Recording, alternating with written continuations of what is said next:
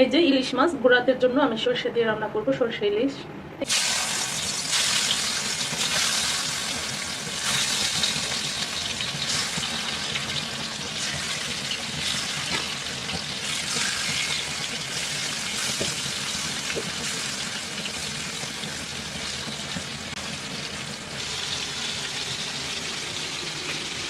যে বাইরে রাত হয়ে গেছে, আমি রাত্রে রান্না করতেছি ইলিশ মাছ দিয়ে সর্ষে দিয়ে সর্ষে ইলিশ রান্না করবো, এটা ভোর রাতের জন্য।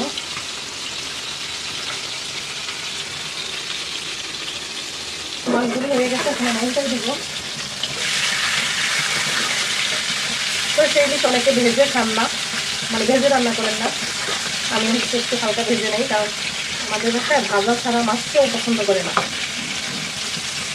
আর আমি তো করি না, মানে কাঁচা মাছের যে একটা ফ্লেভার সেটা আমাদের কাছে ভালো লাগে না।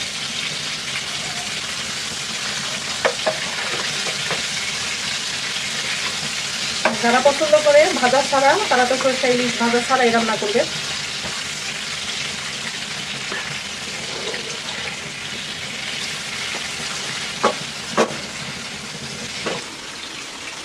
মাছগুলি ভাজা হয়ে গেছে, এখন আমি নামাই ফেলবো।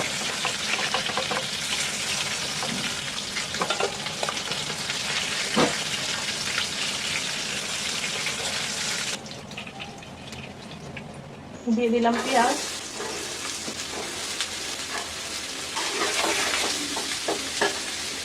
পেঁয়াজটা ভাজা ভাজা হয়ে গেছে, দিয়ে দিব আমি অল্প একটু রসুন, দিয়ে দিলাম মরিচের ফাঁকি আমি অল্পই দিলাম, কারণ আমি কাঁচা মরিচটা একটু বেশি দিব।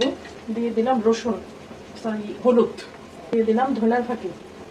ইলিশ মাছে আমি কখনোই আদা জিরা এগুলো ব্যবহার করি না, আমি অনেক বেশি পেঁয়াজ ইউজ করি, পেঁয়াজ তেল দিয়ে দিব, অল্প একটু পানি মশলাটা কষানোর জন্য।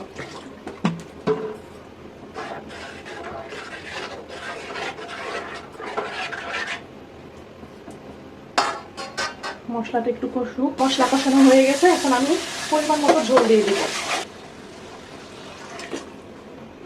এই যে সরষে বাটা, এই সরিষাটা এখন আমি দিয়ে দিব।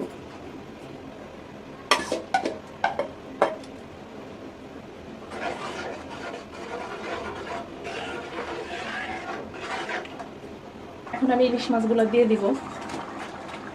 দিব কাঁচামরিচ,